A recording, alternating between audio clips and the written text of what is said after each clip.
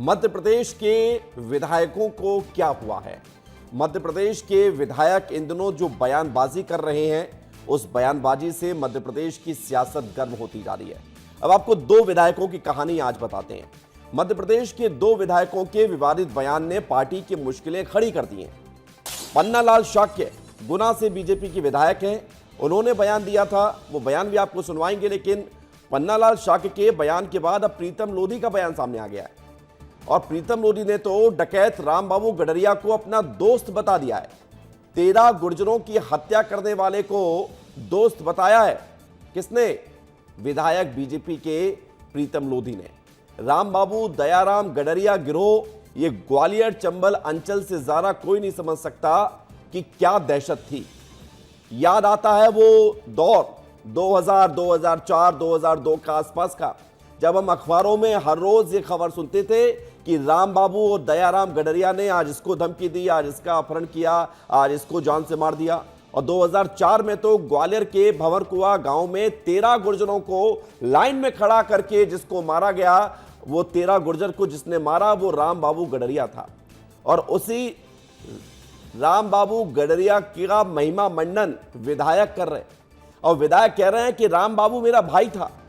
और विधायक रामबाबू के डकैत बनने की घटना को भी इस तरह से प्रेजेंट कर रहे हैं जैसे डकैत बन के कोई एहसान किया हो। सामंतवादियों के खिलाफ लड़ाई लड़ने के लिए हथियार उठाया रामबाबू दयाराम गडरिया ने, ये विधायक कह रहे।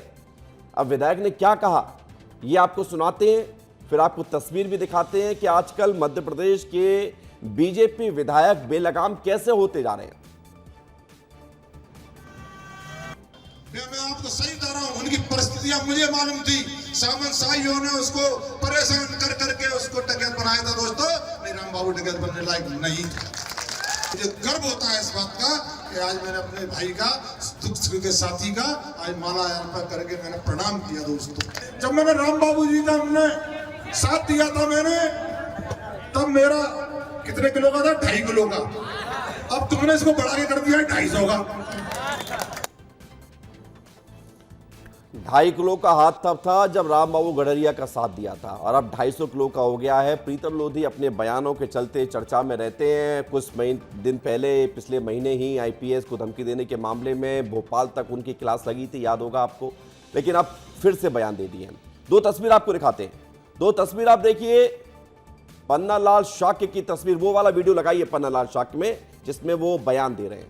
पन्नालाल शाक्य विधायक है गुना से, उन्होंने भी अभी बयान दिया था और अपनी ही सरकार के 2 मंत्रियों के लिए जो बातें कही, उस पर तो खबर ये भी मिल रही है कि हो सकता है कि आगे आने वाले समय में पन्नालाल शाक्य को भोपाल बुलाकर तलब कर लिया जाए और पूछा जाए कि ऐसे बयान क्यों दे रहे हैं। पन्नालाल शाक्य का बयान भी हम आपको सुनाते हैं। अभी तस्वीर सामने आई थी, पन्नालाल शाक्य जब यहाँ पर पहुंचे थे परसों, बिजली के मामले को लेकर कहा था पन्नालाल शाक्य ने कि ऐसे विधायक, उन्होंने कहा था कि मंत्री जी ऐसे हैं जो खंबे पर चढ़ जाते हैं, जो नाली में कूद जाते हैं। प्रद्युम्न सिंह तोमर को लेकर इस तरह की बयानबाजी की थी। तो पन्नालाल शाक्य की बात भी हम आपको सुना देते हैं। सुमित तैयार हैं? सुनाइए पन्नालाल शाक्य ने क्या कहा था। दो बार गई है। अरे नहीं, ऐसा कैसा मेंटेनेंस, मेरे मोहल्ले की अभी तक लाइट नहीं। इनको बुलाओ, यही और जेई को। टीम वालों को बुलाओ, जिनको आपने जवाबदारी दी है। फोन आया था और हमारे फोन पे आगे कराई थी। तो पन्नालाल शाक्य, प्रीतम लोधी, ये 2 विधायक। प्रीतम लोधी ने डकैत को भाई बताया, प्रीतम लोधी की भी तस्वीर चलाइए, और एक तरफ पन्नालाल शाक्य। ये आप देखिए, 2 विधायकों के बयानों ने पार्टी की मुश्किलें खड़ी कर दी हैं, जो हम आपको सुना रहे थे।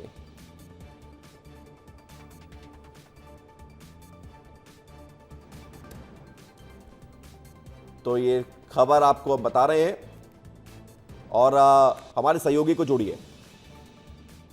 विवेक राणा हमारे साथ जुड़ गए हैं। विवेक, क्या हो गया बीजेपी विधायकों को? क्यों वो ऐसे बयान दे रहे हैं जिससे पार्टी की मुश्किलें खड़ी होती हैं, खुद की मुश्किलें खड़ी होती हैं। लेकिन इस तरह से अब बीजेपी के विधायक बेलगाम हो रहे हैं, एक डकैत को भाई बता रहे हैं, एक मंत्रियों को कटघरे में खड़ा कर रहे हैं। वो कह रहा है ये बिल्कुल विवेक, बीजेपी एक केडर बेस्ड पार्टी है और आप लंबे समय से देख भी रहे हैं कि बीजेपी अपने अनुशासन के लिए जानी जाती है। मगर कुछ सालों की यदि बात करें तो कुछ सालों से मध्य प्रदेश के जो भारतीय जनता पार्टी के जो विधायक हैं वो अपने बयानों के लिए जाने जा रहे हैं, अपनी पार्टी को घेरते हुए दिखाई देते हैं, अपनी पार्टी की मुश्किलें बढ़ाते दिखाई देते हैं। खासतौर पर प्रीतम लोधी की बात करें तो बीते दिन प्रीतम लोधी का बयान आया था अपने बेटे को लेकर और प्रीतम लोधी को विवेक तलब किया गया था पार्टी द्वारा।